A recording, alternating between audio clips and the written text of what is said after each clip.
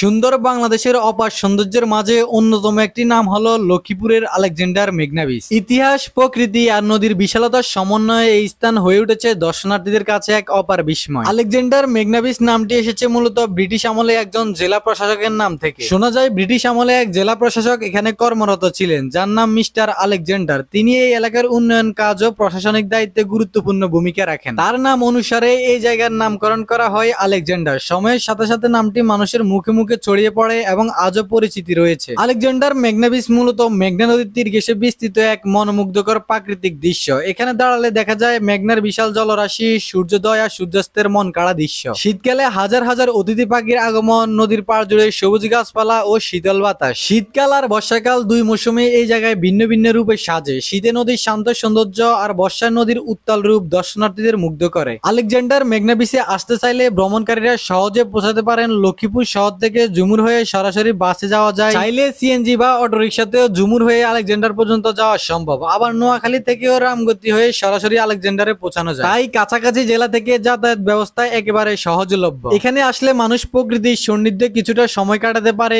অনেকে এখানে পরিবার বা বন্ধুদের নিয়ে পিকনিক করতে আসে। নৌকা ভ্রমণ, ছবি তোলা, নদীর ধারে বসে সময় কাটানো সবই এক অন্যরকম অভিজ্ঞতা দেয়। তাছাড়া স্থানীয় জেলেদের জীবন ধারা, নদীতে নৌকা চলাচল এবং মাছ ধরার দৃশ্য পর্যটকের কাছে বাড়তি আনন্দ যোগ করে। আলেকজান্ডার মেঘনা বিচ কেবল একটি দর্শনীয় স্থান নয়, এটি ইতিহাস, ঐতিহ্য এবং প্রাকৃতিক সৌন্দর্যের এক অনন্য মিলনস্থল। যিনি একবার এখানে এসেছেন তিনি এই স্থানকে কখনো বলেননি। তাই ভ্রমণ প্রেমীদের জন্য এটি হতে পারে এক আদর্শ গন্তব্য। নিত্য নতুন এমন ভিডিও পেতে আমাদের চ্যানেলটি লাইক, ফলো এবং সাবস্ক্রাইব করে রাখুন।